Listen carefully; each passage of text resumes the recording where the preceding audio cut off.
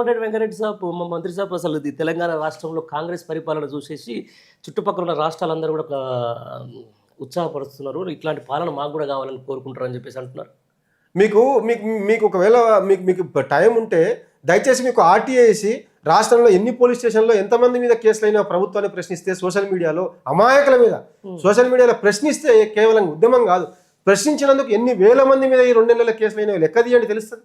వీళ్ళు ఎక్కడైనా ప్రజాస్వామ్యబద్ధమైన పరిపాలన నడిపిస్తా ఉన్నారా?